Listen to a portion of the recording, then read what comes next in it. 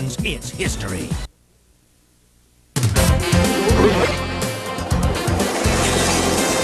Live from WJZ 13, you've got Baltimore's favorite news team. Now, Eyewitness News. Some Marylanders dreaming of a white Christmas miss it by only a day. Hello, everybody. I'm Pat Warren, and here's what people are talking about tonight. The big chill brings snow flurries and a chance that you'll see a few flakes yourself. Dr. Bob is live in the Eyewitness News Outback with the first warning on the white stuff. Hi, Dr. Bob. Hey, Pat. Yes, it is. It's cold enough out here to support some snow. Temperatures in the mid-30s, and a number of you have called the newsroom to report that you have seen some snow flurries in your neighborhood. And in fact, that was expected, and it is not going to amount to anything, although since it is the Christmas weekend, it is kind of nice to see a little bit of the white stuff falling. Let me show you the radar to pinpoint where this stuff is. First warning radar shows those light blue areas are the areas of precip, some of it not reaching the ground, some of it coming to the ground, but it is all very light, spread mostly north of the city, although out in Howard County, we had a few reports from that direction of some snow flurries. And what this is the leading edge of another surge of colder air coming into the area. It's not really stormy enough to produce any accumulation. Maybe way out in the hills of western Maryland, there may be a little bit of a dusting out there. But as far as we're concerned here, it's just a little bit of snow that can really be called flurries. Not going to be a problem at all. And when you get up for wake up tomorrow to go back to work after the Christmas weekend, look for a mix of clouds and sunshine. We'll call it partly cloudy. It's going to be breezy enough to be brisk, and it's going to be seasonably cold at 24 degrees. When I come back with the full first warning forecast in a few minutes, we'll look at the next 5 days, which carries us all the way up to the end of 1999. Pat? We can hear that wind out there in your microphone, Bob. Indeed, it is windy here, and that's an added feature to the 35-degree temperature. The wind chill probably down around the mid-20s right now. That's pretty cool. Yeah. Thank you, Bob. Stay with Eyewitness News and first warning weather for the absolute latest on the changing forecast and updates on road conditions around the state. A carload of Cecil County residents had 3 strikes against them, and a winding road took them out. A driver boozing and barreling along at breakneck speed with passengers who didn't buckle up hit a tree, and 4 people were killed. Eyewitness News rode with state police tonight, who hope this tragedy will serve as a warning to others. Brenda Carl joins us live with some very useful information. Brenda? Hi, good evening, Pat. 7 fatalities recorded on Maryland highways this holiday weekend. 6 fatalities reportedly involved alcohol. 4 people killed in a terrible crash in Cecil County. Well, tonight, Eyewitness News and the Maryland State Police take you on a ride along as we go in search of safety behind the wheel. Looking for speeders, people who are making improper lane changes, overall aggressive drivers out here this evening. Also, we're looking for, since it's a holiday weekend, looking for intoxicated drivers as well. Trooper First Class David Dwyer patrols one of the busiest sections of I-95 through Maryland. Tonight, he offers Eyewitness News useful information on driving throughout this holiday week. He wants to ensure that you arrive at your destination alive. When you're traveling, if you do come across an aggressive driver, somebody's tailgating you or giving you problems on the road or flashing their lights at you, instead of creating more of a problem, just slide over to your next lane, get out of the way, let them go by. State police say the driver of a car which crashed here in Cecil County yesterday, killing 4 people, did just about everything wrong. Evidence of alcohol, high speeds, and lack of safety belts all contributed to the multiple fatalities. People traveling home or tired. Also, we're looking for the people who've been drinking this evening, late parties, or coming back from the football game since it's been a busy weekend. And you don't have to be driving drunk to be dangerous on the highway. One of the problems is going to be the tired drivers who've been driving for 5 or 6 hours on the road. Instead of pulling over, they feel they can make it the extra couple miles down the road. Sometimes they nod off, fall asleep, and that's when some of the accidents happen.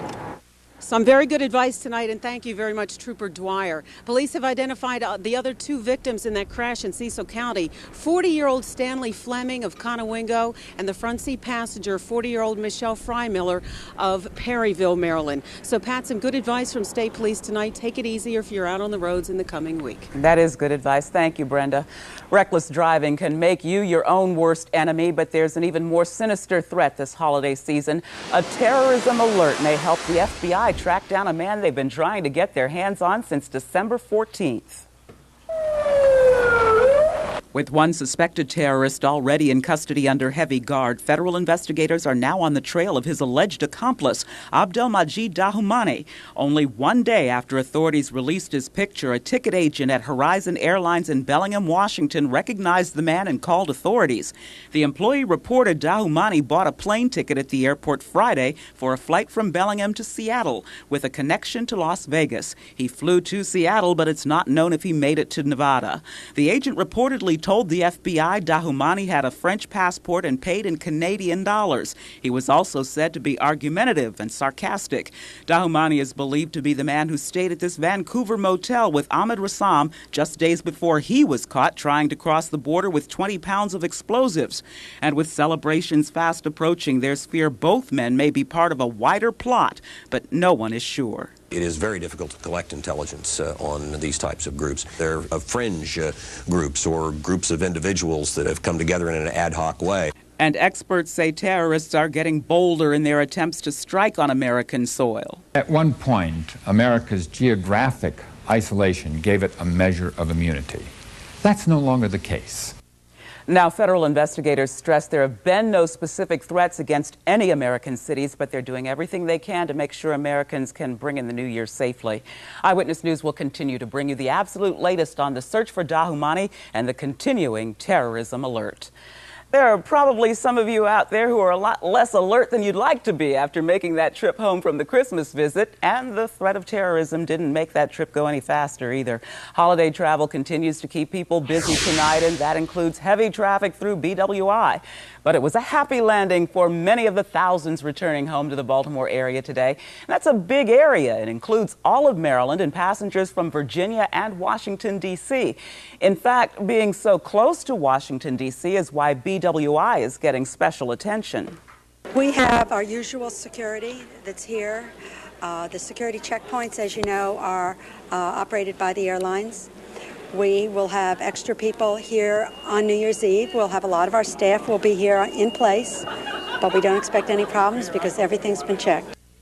BWI reports no major delays for travelers today, and the same goes for the folks coming in and going out of Penn Station traveling by train. That light at the end of the tunnel for weary holiday shoppers turned out to be a train as people were hit by the lure of after-Christmas sales. Eyewitness News was in Towson today, where Katie Lahan found folks stocking up for next year.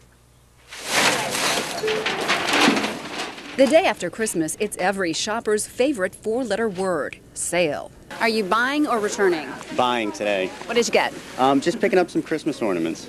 And why today? Because they're half price. Usually it's way too expensive, and now it's regular price. You saving a lot of money? Yeah, I think so.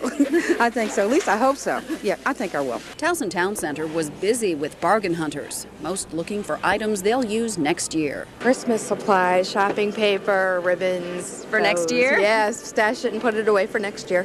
Last year, consumers did 11% of their holiday shopping on the day after Christmas. And with sales like this, there's no wonder why. $205.64. Today is also the busiest time for returning and exchanging gifts. American Express found 46% of people recently surveyed said they return between 1 and 10 gifts on this day every year. So you're going to buy something else? No. Returning this, then we're going over to Nordstrom's. With sales expected to jump $180 billion this year, retailers are already planning for what'll be in store next year, Holiday 2000. Oh my gosh, you are totally loaded down. Yeah. What are you buying? Presents for next year. Really? You're already planning ahead, huh? Right. And Yeah. how much of a bargain are you getting? 50% off. Can't beat it. Katie Lahan, WJZ, Eyewitness News. How's he know what people are going to want next year? Retail internet sites are also slashing prices. Time now to check in with Stan Saunders in the Sports Palace. Should I put my Christmas order in with you now, Stan? You talking about for 2000, That's 2001, or what? Whenever. Whenever. Yeah, it's in. I don't know how far it'll go, but it's in. Hey, listen, the Ravens shut up the Bengals, shut down the Bengals, and then shut them out. We'll listen to the coaches and the players once we come back to sports in a couple of minutes, plus all the NFL highlights you just can't stand. Pat. Plus, today marked the beginning of the week-long observance of Kwanzaa, and music legend Curtis Mayfield has died. Stay with us, Eyewitness News. We'll be right back. You're watching Eyewitness News with Pat, Dr. Bob's Weather, and Stan Sports. people who help make Eyewitness News Baltimore's favorite news team.